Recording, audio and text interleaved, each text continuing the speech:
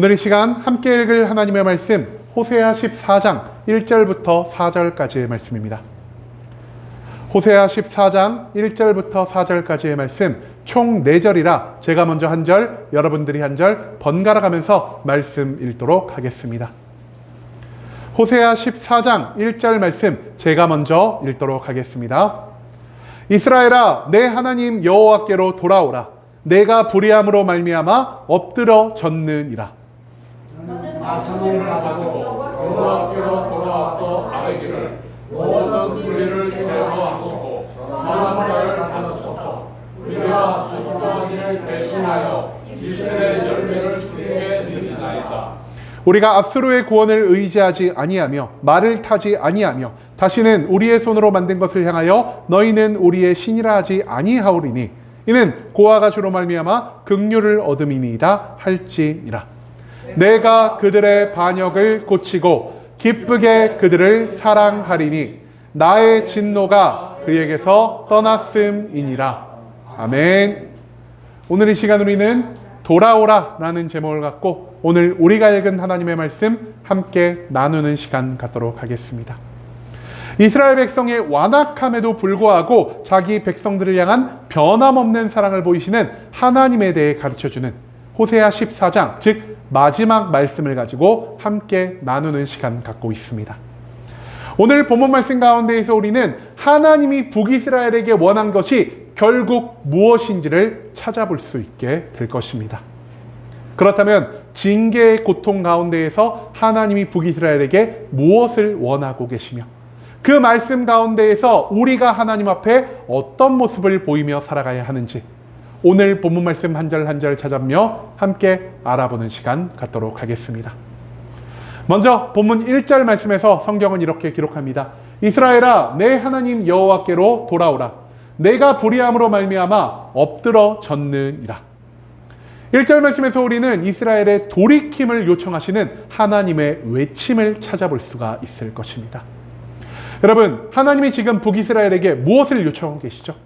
하나님이 지금 북이스라엘에게 돌아오라라는 말씀을 하고 계십니다. 그런데요, 돌아오기 위해서는 먼저 무엇이 필요할까요? 먼저 떠나감이 있어야 된다는 것입니다. 그렇다면 북이스라엘은 원래 어디에 있다가 어디로 떠나가는 모습을 보인 것일까요? 여러분, 북이스라엘 어떤 민족입니까? 아브라함과 이삭과 야곱의 언약을 물려받아 하나님의 언약 백성의 자격을 입어 하나님과 항상 동행하며 하나님을 믿고 하나님의 모든 말씀에 순종함을 통해 하나님이 주시는 모든 축복과 기적을 누리며 살아갔던 것이 바로 이 북이스라엘의 모습이었다라는 것입니다. 그런데 지금 그들은 어떻죠?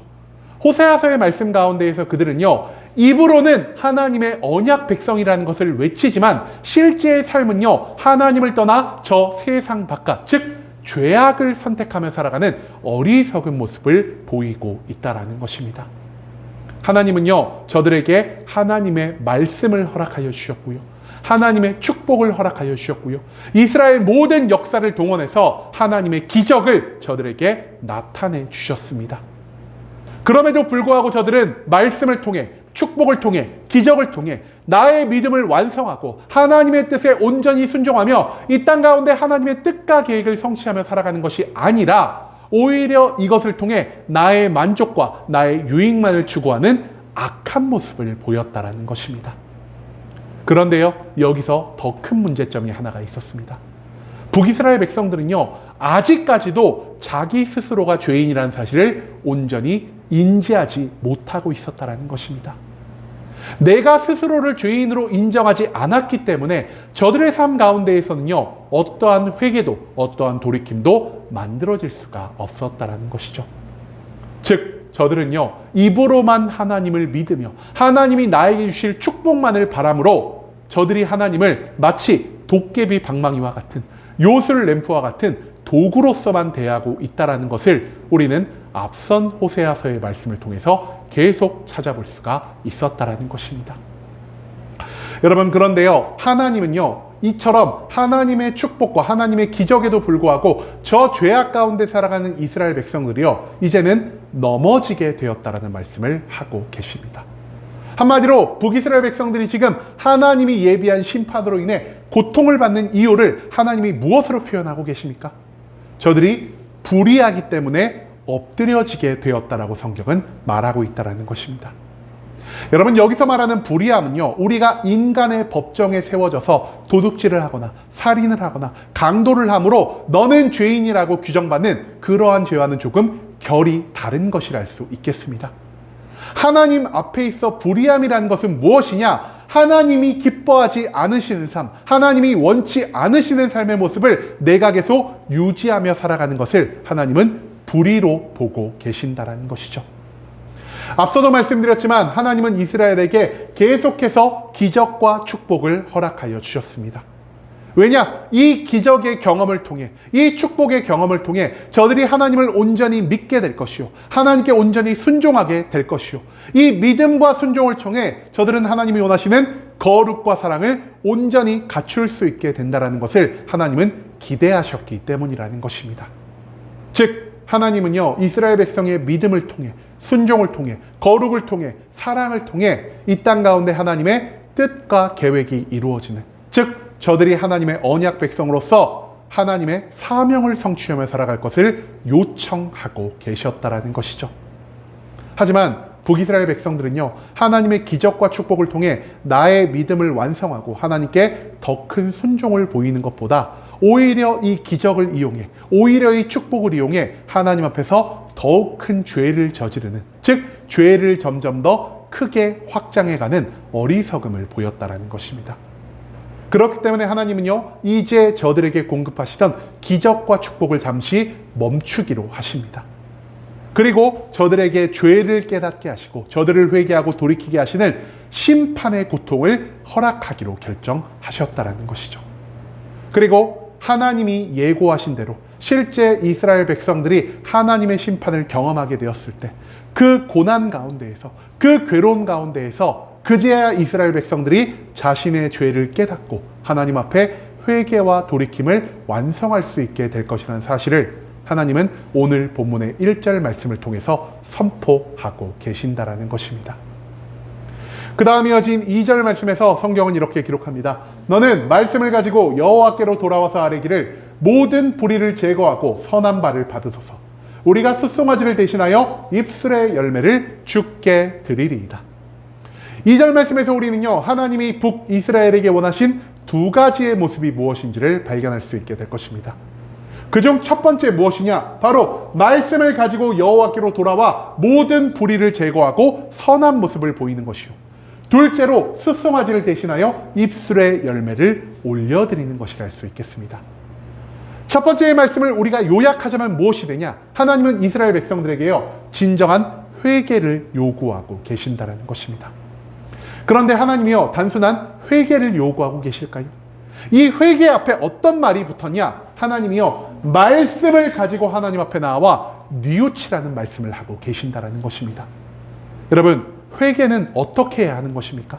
내 생각대로, 내 기준대로, 이런 회개를 기도를 하면 하나님이 기뻐하시겠지, 이렇게 내가 성경의 말씀을 많이 인용해서 하나님 앞에 거룩하고 멋있는 기도를 올려드리면 나의 죄가 금방 사여지겠지라는 이러한 생각을 가지고 우리가 회개하며 살아갈 때가 너무나 많다라는 것입니다.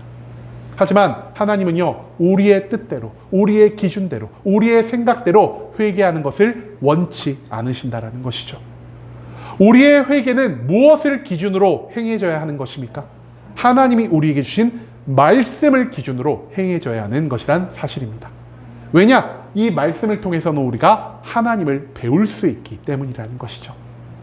말씀을 통해서 우리는요, 하나님이 미워하시는 것이 무엇인지를 발견할 수가 있을 것이고요, 말씀을 통해서 우리는 하나님이 기뻐하시는 것이 무엇인지를 깨달을 수 있게 된다는 것입니다. 그리고 내가 이 모든 것들을 알았다면은 하나님이 미워하시는 모든 것에서 멀어지는 회개의 모습을 하나님 앞에 보일 수 있게 될 것이고요, 하나님이 기뻐하시는 모든 것을 쫓아갈 수 있는 돌이킴의 모습을 완성할 수가 있게 된다는 것이죠. 그렇기 때문에 말씀을 가지고 돌이키라는 것은요, 너의 기준대로, 너의 생각대로, 너의 원하는 대로 회개와 돌이킴을 만드는 것이 아니라 모든 회개와 모든 돌이킴의 중심에는 바로 하나님의 말씀, 하나님의 원하시는 바가 있어야 한다는 것을 하나님은 이 말씀을 통해 알려주고 계신다는 것이죠. 또한 그 다음에 하나님이 무엇을 말씀하셨죠? 내가 너에게 소를 원하는 것이 아니라 입술의 열매, 즉 너희에게 제사를 원하는 것이 아닌 찬양을 원한다라 말씀하고 계신다라는 것입니다. 여러분, 앞서 우리가 호세아서의 말씀을 통해 함께 나눌 수가 있었죠. 호세아서에 등장한 북이스라엘 백성들이 하나님 앞에 제사를 드린 그 이유 무엇이었습니까? 저들이요, 제사를 통해서 하나님을 속여 축복을 얻고 하나님을 기만하여 심판을 피하기 위함이었다라는 사실을 우리는 앞선 말씀을 통해 함께 나눌 수가 있었습니다. 한마디로 북이스라엘 백성들은요, 내가 죄 가운데 살아갈지라도 하나님 앞에 많은 제물을 드린다면, 내가 죄악을 범하더라도 하나님 앞에 좋은 제물을 드린다면 나는 항상 축복을 받을 것이요, 하나님이 절대 나를 심판하지 않을 거라는 이 어리석은 생각 가운데에서 살아가고 있었다라는 것입니다. 여러분, 그런데요, 북이스라엘 백성들의 이런 모습이 오늘날 지금 이 자리에 있는 우리의 모습과 닮아있지 않습니까? 교회 바깥에서 수없이 많은 죄를 짓고 교회 바깥에서 그리스도인의 온전한 모습을 보이지 못함에도 불구하고 내가 예배만 잘 나오면, 내가 기도의 자리에 나오기만 하면, 내가 많은 헌금을 하고 교회에서 봉사를 열심히 하기만 하면 나는 축복을 받겠지, 나는 하나님의 심판을 받지 않겠지라는 이러한 생각을요, 과거에만 한 것이 아니라 오늘날 우리도 똑같은 마음으로 하고 있다는 것을 우리가 한 번 더 생각해 볼 필요가 있다는 것입니다. 여러분, 그런데요, 우리들의 이런 마음을, 북이스라엘 백성들의 이런 마음을 하나님이 모르셨을까요? 그렇지 않다라는 것입니다. 하나님은요, 인간의 모든 생각을 알고 계시는 분이시고요, 인간에게 이용당하는 분이 아니라는 것입니다. 그렇기 때문에 이런 악한 의도를 가지고 올려드리는 이 모든 제사를 하나님은 받지 않기로 결심하셨다라는 것이죠. 그렇기 때문에 하나님은요, 내가 너희의 외적인 아름다움만 있는 제사를 기뻐하는 것이 아니라 너희 입술의 열매, 곧 너희의 찬양의 제사를 원하노라라는 이러한 말씀을 하고 계신다라는 것입니다. 여러분, 찬양이라는 것을 여러분은 어떻게 생각하고 계십니까? 찬양을 생각할 때 우리는 단순히 우리가 앞서 부른 노래가락 정도를 생각하는 것 같습니다. 하지만 찬양에 담긴 진정한 의미가 무엇이냐? 내가 모든 상황 가운데에서 하나님을 향한 감사와 영광을 표현하는 것을 성경은 찬양이라 부르고 있다는 것이죠. 한마디로 내가 축복받을 때만, 성공할 때만, 하나님이 내 기도를 들어주셨을 때만 하나님께 감사하고 영광을 올리는 것이 아니라 내가 절망 가운데 있을 때도, 내가 심판을 받을 때도, 내가 실패와 저주 가운데 있을 때에도 하나님은 여전히 나를 사랑하고 계시며, 하나님이 지금 이 순간 나와 함께 하심으로 나를 위로하고 계시며, 하나님이 모든 것을 합하여 나를 가장 완전한 길로 인도하신다라는 이 하나님의 주권을 인정함으로 모든 상황 가운데에서 감사와 영광을 올려드리는 것, 그것을 성경은요, 찬양의 제사, 입술의 열매로 표현하고 있다는 것입니다. 한마디로 겉으로 보기에 아름다운 것에 치중하는 것이 아니라 우리의 속에 있는 진정한 감사와 영광을 올려드리는 것, 우리의 안에서부터 우러나오는 하나님의 주권을 인정하는 이러한 모습을 하나님은 이스라엘에게 원하고 계셨다는 것, 그것을 우리는 이 2절 말씀을 통해서 배울 수 있게 된다는 것이죠. 그 다음 이어진 3절 말씀에서 성경은 또 이렇게 기록합니다. 우리가 스스로의 구원을 의지하지 아니하며 말을 타지 아니하며 다시는 우리의 손으로 만든 것을 향하여 너희는 우리의 신이라 하지 아니하오리니 이는 고아가 주로 말미암아 긍휼을 얻음이니이다 할지니라. 3절 말씀에서 우리는요, 하나님이 북이스라엘에게 원하시는 또 다른 두 가지가 무엇인지를 찾아볼 수 있게 될 것입니다. 첫 번째 무엇이냐? 말을 타지 말고 아수르의 구원을 의지하지 말라는 것이고요, 두 번째는 너의 손으로 만든 우상을 숭배하지 말라는 것입니다. 여러분, 하나님이 말을 타는 것을 의지하지 말라는 것은 무엇을 의미하는 것일까요? 말을 탄다라는 것은요, 나의 힘과 능력으로 전쟁에 나아간다라는 것을 의미하는 것입니다. 한마디로 모든 문제가 닥쳤을 때 나의 힘과 능력으로, 나의 노력과 열정으로 너가 그 문제를 해결하려는 어리석은 모습을 보이지 말라라는 것이죠. 또한 아수르를 의지하지 말라는 것은 무엇을 의미하는 것입니까? 너의 눈에 보기에 강력해 보이는 세력, 너의 눈에 보기에 세상에 좋아 보이는 것들을 의지하지 말라는 하나님의 음성을 우리는 이 말씀 가운데에서 찾아볼 수가 있다는 것입니다. 여러분, 사람이 아무리 능력이 뛰어나다 할지라도, 이 세상에 어떠한 것이 굉장히 강력한 힘을 갖고 있다 할지라도 우리의 삶 가운데 있는 모든 문제를 나의 힘으로, 세상의 도움으로 우리는 온전히 해결할 수가 없습니다. 왜냐? 세상의 모든 것이 우리보다 크고요, 세상에서 발생한 모든 문제가 우리보다 강하기 때문이라는 것이죠. 그렇기 때문에 우리의 삶 가운데 닥쳐오는 모든 문제를 해결하기 위해서 우리가 의지해야 할 대상, 누구입니까? 이 세상보다 크시고 문제보다 위대하신 하나님 한 분만을 의지하며 살아갈 필요가 있다는 것입니다. 왜냐? 하나님은요, 온 세상을 만드신 세상의 창조주이시오, 온 세상을 태초부터 영원까지 다스리실 온 세상의 주인이시기 때문이라는 것입니다. 그렇기 때문에 우리가 이 땅 가운데에서 다른 모든 것을 의지하는 것보다 오직 하나님 한 분만을 의지하는 것이 우리의 문제를 해결하고 하나님께 영광을 올려드릴 수 있는 유일한 방법이라는 사실을 하나님은 이 말씀을 통해 이스라엘에게 알려주고 계신다는 것이죠. 두 번째로 하나님이 이스라엘에게 무엇을 요청하셨다라고요? 너의 손으로 만든 우상을 섬기지 말라라고 말씀하고 계십니다.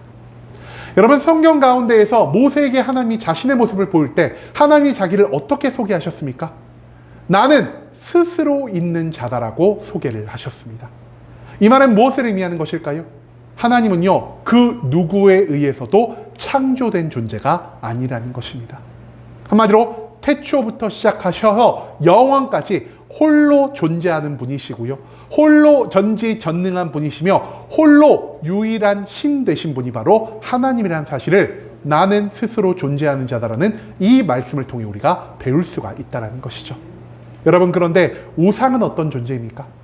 우상은요, 하나님처럼 스스로 존재하는 자가 아닌 인간의 손에 의해 만들어진 것입니다. 그렇기 때문에 우상에는 어떠한 생명력도 없고요, 하나님과 같이 천지를 창조하실 수 있는 능력도 없습니다. 심지어 우상은요, 우리를 향한 아무런 감정을 드러내는 존재가 아니기 때문에 하나님처럼 우리를 사랑하는 존재도 아니라는 것이죠. 그렇기 때문에 이 우상 숭배를 통해서 우리는요, 어떠한 소원도 성취할 수 없고요, 어떠한 문제도 해결할 수 없으며 어떠한 좋은 것도 누릴 수가 없다라는 것을 하나님은 가르쳐주고 계십니다. 즉, 이 땅 가운데에서 믿음과 경배의 대상은 오직 유일한 신인 하나님 한 분밖에 없다라는 것. 그렇기 때문에 우리가 이 땅 가운데 존재하는 모든 것을 믿고 숭배하는 것이 아닌 오직 하나님 한 분만을 바라봐야 한다는 이 믿음에 관한 중요성을 하나님은 이 말씀을 통해 다시 한번 드러내고 계신다라는 것이죠. 그리고 마지막 4절 말씀에서 성경이 이렇게 기록합니다. 내가 그들의 반역을 고치고 기쁘게 그들을 사랑하니 나의 진노가 그에게서 떠났음이라. 이 4절 말씀에서 우리는요, 심판과 징계 가운데 담긴 하나님의 진실된 마음이 무엇인지를 찾아볼 수 있게 될 것입니다. 호세아서에서 가장 많이 우리가 발견할 수 있는 말씀은요, 북이스라엘 백성들을 향한 심판과 징계의 말씀이었습니다. 그런데 하나님이 저들을 미워하시기 때문에, 하나님이 저들을 저주하고 멸망시키기 위해 이 심판과 징계가 예비된 것입니까? 그게 아니라는 것입니다. 하나님은요, 오늘 본문의 4절 말씀을 통해 이 심판과 징계 속에 담긴 하나님의 진실된 마음이 무엇인지를 가르쳐주고 계신다는 것이죠. 하나님은요, 이 심판과 징계를 통해 단지 북이스라엘의 반역을 바로잡고자 합니다. 한마디로 하나님을 떠나 저 세상의 죄악 가운데 살아가는 저들을 회개하고 돌이키기를 원하고 계신다는 것이죠. 그리고 저들이 심판 가운데에서 하나님께 진심으로 회개하고 하나님 앞에 돌이키게 되었을 때 저들은 하나님이 기뻐 받으시는 정결한 모습을 갖출 수 있게 될 것이요, 그 정결함으로 인해 하나님이 저들을 기쁘게 사랑하고자 하신다는 것을 하나님은 이 4절 말씀을 통해 알려주고 계신다는 것입니다. 한마디로 심판과 징계의 목적은요, 고통을 통한 회개와 돌이킴의 완성이지 하나님의 뜻은 미움이 아닌 사랑이라는 사실, 그것을 우리는 호세아서의 모든 말씀을 통해서 계속해 배울 수가 있게 된다라는 것입니다. 여러분, 하나님이 북이스라엘 백성들에게 원했던 것 무엇입니까? 하나님은요, 심판과 징계를 통해서 북이스라엘 백성들이 스스로의 죄를 깨닫기를 원하셨고요, 스스로의 죄를 깨달은 다음에 하나님께 회개하고 하나님께 돌이키기를 누구보다 바라신 분이라 할 수 있겠습니다. 한마디로 우리가 앞서 나눈 것처럼 심판의 목적은요, 단순히 미움과 저들을 멸망시키기 위함이 아닌 회개와 돌이킴을 통한 사랑의 회복이요. 즉, 심판은 관계 회복을 위한 하나님의 극약 처방이라는 사실을 우리는 호세아서의 모든 말씀을 통해서 기억할 필요가 있다는 것입니다. 그렇기 때문에 심판 가운데에서 우리가 하나님 앞에 어떤 모습을 보여야 하겠습니까? 심판 가운데에서 우리는요, 하나님을 원망하거나 하나님께 불평과 불만을 하는 것이 아닌 이 심판과 징계 가운데 담긴 하나님의 사랑을 깨달음으로 하나님께 심판 가운데에서도 여전히 입술의 열매를, 즉 찬양을 통해 감사와 영광을 올려드려야만 한다는 것을 우리는 절대로 잊어서는 안 된다는 것이죠. 여러분, 하나님은요, 이 세상 무엇보다 죄를 미워하시는 분이십니다. 하지만 그와 동시에 죄와 함께 살아가는 우리를 여전히 사랑하는 분이라는 사실을 우리는 기억할 필요가 있겠습니다. 그렇기 때문에 이 모든 것 가운데에서 하나님의 사랑이 가장 잘 드러나는 것이 무엇이라 할 수 있냐? 바로 회개라 할 수 있다는 것입니다. 왜냐? 우리가 아무리 큰 죄를 지었다 하더라도 그 죄로 인해 나조차 나 자신을 용서하지 못한다 할지라도 내가 하나님의 말씀에 따라 온 마음을 다해 하나님께 회개하고 돌이킬 때 하나님은 우리의 죄를 용서하시고 우리의 죄를 없는 것으로 만들어 주실 수 있는 유일한 능력과 유일한 권한이 있는 분이라는 사실을 수없이 많은 성경의 말씀은 계속해서 우리에게 알려주고 있기 때문이라는 것입니다.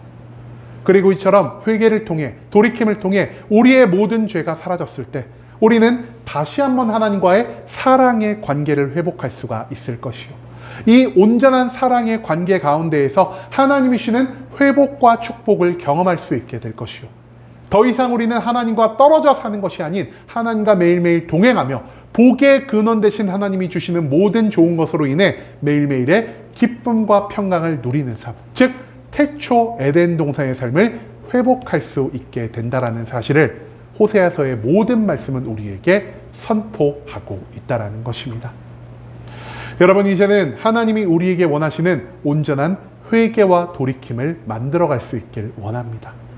내 죄를 인정하고 하나님의 사랑을 믿으며 모든 죄를 회개하고 돌이킬 때 우리에게는 하나님의 심판과 징계가 아닌 하나님의 용서와 하나님의 회복과 하나님의 축복이 다시 찾아오게 된다는 사실을 오늘 호세아서의 말씀은 우리에게 거듭 강조하고 있습니다.